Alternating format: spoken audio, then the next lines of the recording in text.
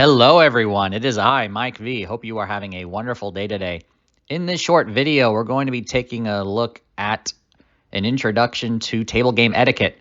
This is a requested topic. If you have a request for a future video, please leave it in the comment section down below. Without further ado, let's get started. So I went ahead and jotted down a list off of the top of my head of some important aspects of etiquette that I think is important for table game beginners. I'm obviously not going to be covering everything here, but for someone who knows more and wants to help the beginner watching this video, you can go ahead and add some of what you know, some more table game etiquette in the comment section. But let's go ahead and read off of this. So when you enter a table game for the first time, if you find an empty seat, you can go ahead and sit down and wait until the hand finishes or the round finishes. And then once all the cards are collected and you got the dealer's attention, you can go ahead and buy your chips with the cash. Be sure to put it on the table. Do not hand it directly to the dealer. All transactions between dealer and player have to be shown on the felt for the eye in the sky to see. You may have noticed when you go to the cashier's cage to cash out a voucher directly there instead of through the machine, that when the cashier gives you your cash, it's counted on the ground for the cameras to see before giving it to you. So it's the same thing when buying chips at a table game. So put it on the felt, and then the dealer will collect it, count it, and then give you the chips, slide them in your direction. And now specifically for blackjack, you should know the proper hand signals, especially in most blackjack games where the cards are dealt face up. So you either point or do a finger swipe with your index finger to indicate hitting, and you wave your hand off when you indicate standing. Those are just two examples. And for games where cards are dealt face down, so if you're playing a single deck or double deck blackjack game or a house bank poker game such as 3-card poker or Ultimate Texas Hold'em, hold the cards with just a single hand. You cannot use both hands when holding cards at a table game. And let's say you've played for a while and you're up, so you're winning and you want to cash in your winnings. Well, before you leave, ask the dealer request for a color up. This is the exchanging of smaller denomination chips for larger chips, making it easier for you to carry the chips over to the cashier's cage. The cashier's cage is where you would have to go to change your chips for cash, as it's not you're not going to be able to do it at the table. And then the final note I have here is with regards to tipping. There are two ways typically that you can tip at a table game, tipping the dealer. You can either tip directly, which is probably the easiest and most common way to do so. You could usually you could do it at the very end of your session after you color up. You could do it also in the middle of your session if you want to. It just depends, but usually you can do it directly at the end once you've colored up. Or you could also do it as a bet for the dealer. This is actually more common in craps, I believe, where I've seen and heard about it, because there's even some slang for certain bets as well.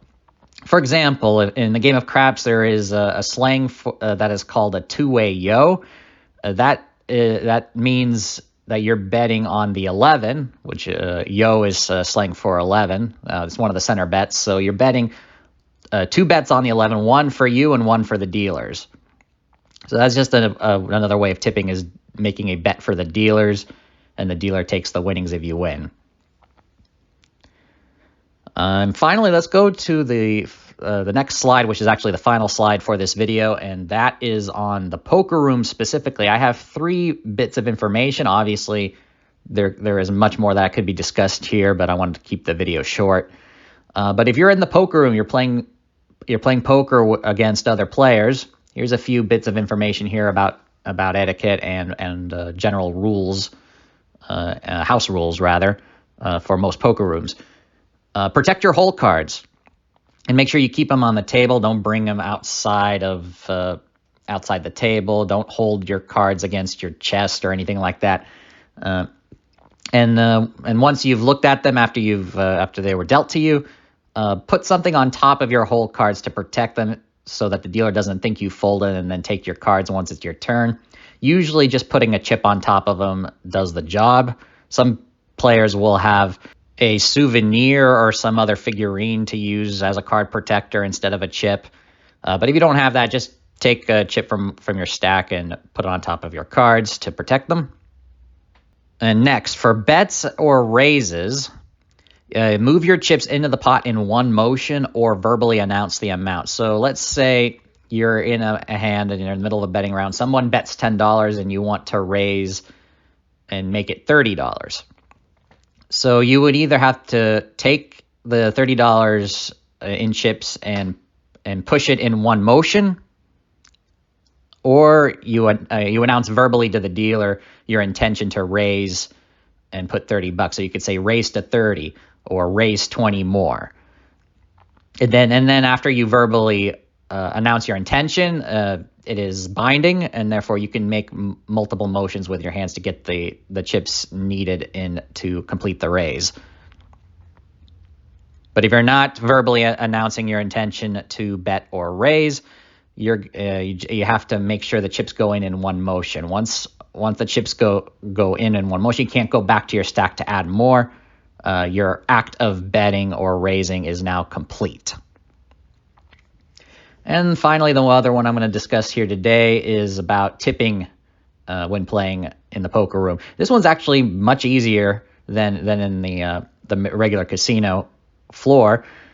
And you just simply do it when you win the pot. That is the standard for tipping the dealer, usually $1 or $2. But the amount is discretionary, depending on the player. $1 or $2. I usually do $1 for small pots, $2 for big pots, and only on pots that reach the flop or further into the hand. So if I win a pot pre-flop without any community cards dealt, within the first betting round, then that's usually when I don't tip. The pot's usually too small to do one anyway. But so yeah, that's easy. You do it when you win the pot. Dealer pushes it to you, and then you can toss a couple of whites towards the dealer, and the dealer will know that you're tipping him. But that's it for this video. I hope you've learned something new about table game etiquette. If you have any further questions, especially for the others that I have not discussed yet, any further clarification, go ahead and put it in the comment section as usual. If you enjoyed this video and you learned something, be sure to hit the like button. I definitely appreciate it. If you're brand new to the channel, be sure to subscribe. Share this video with others and hit the bell icon to be notified once I release a brand new video. Until then, I will see you for the next one. Have a great rest of your day. Take care and go make it happen.